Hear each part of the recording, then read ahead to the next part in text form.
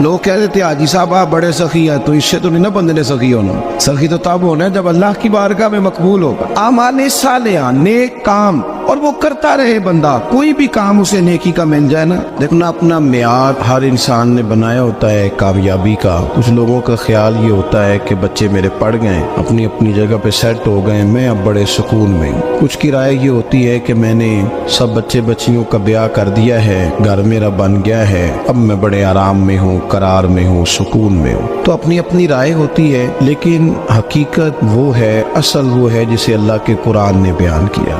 اللہ کریم نے فرمایا والعصر، اے محبوب علیہ السلام ہمیں آپ کے زمانہ مبارکہ کی قسم ہو، ان الانسان لفی خسر، فرمایا بے شک انسان خسارے میں، نقصان میں۔ وہ اپنے تئیں کوئی دعویٰ کر لیتا ہے، آپ دیکھتے ہیں کہ بہت سارے لوگوں کے دعوے اپنے اپنے ہوتے ہیں نا۔ کسی بھی طالب علم سے آپ پوچھیں پیپر دے کے آئے تو پیپر کیسا ہوا ہے، تو کیا کہتا ہے؟ جب کینڈیڈیٹ الیکشن لڑتے ہیں تو رات کو جب وہ سوتے ہیں تو سارے جیت کے ہی سوتے ہیں، ان کو سب یہی کہتے ہیں کہ لوگ سارے تیرے ساتھ ہی ہیں۔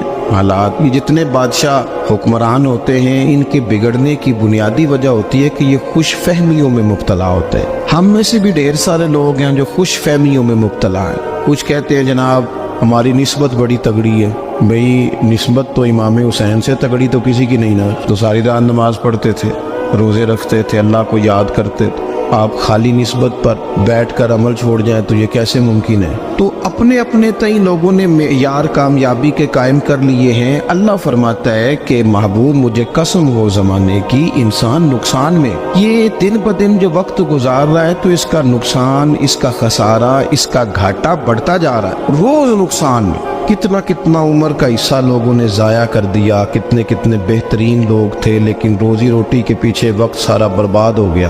یہ رزق حلال کے لیے دوڑ دھوپ ہو وہ تو بڑی بات، لیکن تکبر کے لیے اور خواہشات، بیجا خواہشات کی تکمیل کے لیے، ایک دوسرے سے آگے بڑھنے کے لیے بڑا وقت ضائع کیا لوگوں۔ اچھا کوئی بھی نہیں جیتا، خاندانوں میں بھی کوئی نہیں جیتا، برادریوں میں بھی کوئی نہیں جیتا، پر لڑائی ساری زندگی کی ہے، میں نے آگے گزرنا ہے، میں نے آگے، حالانکہ کوئی کسی کو جیتنے دیتا ہی نہیں۔ اپنے اپنے تئیں لوگوں نے معیار قائم کیے کامیابی کے۔ اللہ فرماتے ہیں بے شک انسان نقصان میں ہے، لیکن جس میں 4 خوبیاں پائی جائیں، اللہ کا قرآن کہتا ہے وہ بندہ کامیاب ہو۔ کون کون سی؟ الا الذین آمنوا، سب نقصان میں نہیں سوائے ان لوگوں کے جو ایمان لائے۔ سب سے پہلے کیا کرے؟ ایمان ہو اس کے پاس، مضبوط ایمان، وعملوا الصالحات، اور ایمان بھی لائے اور نیک کام بھی کرے، اور صرف نیک کام نہ کرے، وَتَوَاصَوْا بِالْحَقِّ، لوگوں کو حق بات کی نصیحت بھی کرے۔ اور ظاہر ہے سچ بولے گا، حق بولے گا تو بڑے لوگوں کے مفادات کو ٹھیس پہنچے گی، کچھ لوگوں کو تکلیف بھی ہوگی،